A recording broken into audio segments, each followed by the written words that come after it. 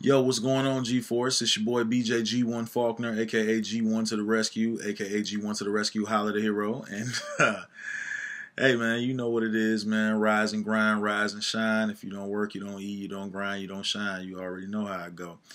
Um, just want to touch on something. So, to my fellow MPC Renaissance users and to the MPC Studio community, the MPC Software 1.8 update is live and has been released, and you may have either got it last night or this morning, depending on what time zone you're in around the country or around the world. Very excited about it. Not gonna go into a bunch of details because that could be a long ass video because they really included like a lot of new features in this. So I'm gonna just go over the ones that I'm really excited about personally. The first two are obvious. Non-destructive chop per sample. Sample slices are now saved inside of the sample file. And non-destructive chop per pad. Each pad can reference specific regions of an audio sample regardless of whether it has been sliced or not. So for those of you that's been waiting on that ASR 10 style chop where you can literally just like kind of listen to the sample and then you hit the pads and according to what part of the sample is playing, you hit the pad, boom, the sample is on there. That is something that we've all been waiting on. I chop like that when I chop samples in Logic, so to be able to do it now in the MPC is gonna be just friggin' amazing. Another thing, so the built-in looper, so you have like a guitar style looper, which allows you to basically record, overdub, and manipulate audio in real time instead of saving it as a sample. So it's basically like having a built-in audio recorder, which is dope.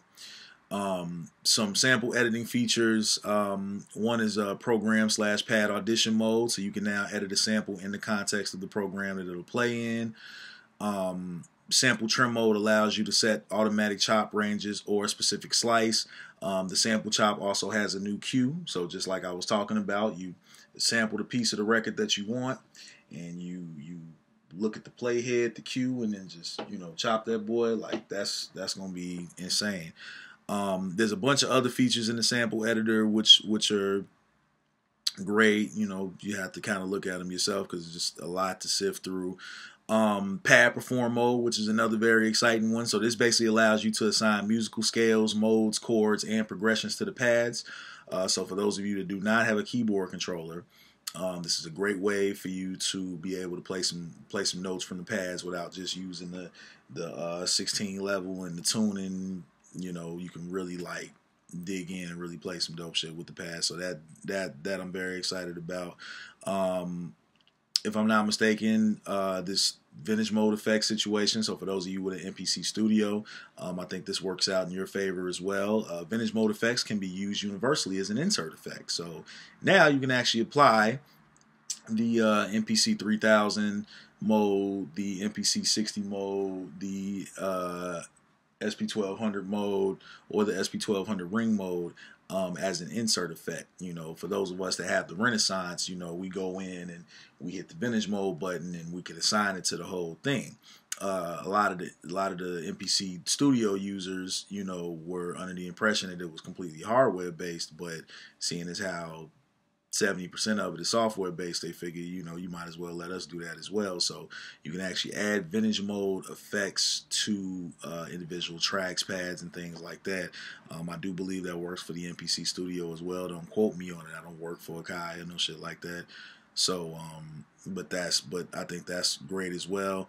Non-destructive sample reverse and pad offset. Pad slice parameter can select a specific sample slice, all of the sample, or pad. Pad level and pan added to the master tab in the LCD screen and in the graphical user interface on your computer. One touch sequence, half and double, which I'm praying to God works the way that I think it works in my head, because I made a beat last night and because I have two patch phrases in there that I had to have at a higher tempo for them to sound natural. I made a beat which might sound slow to everybody else, but it's at like a 180 tempo. So, and I want to like be able to double the sequence so I can add more synth parts to it. So if that works the way I think it works, that's gonna be fucking awesome. Also, project preview is another one I'm excited about. You can export as a project preview to allow auditioning from the browser. So that little gray bar on the side, your browser, they're basically saying that you now have the ability to preview your project without actually loading up the project.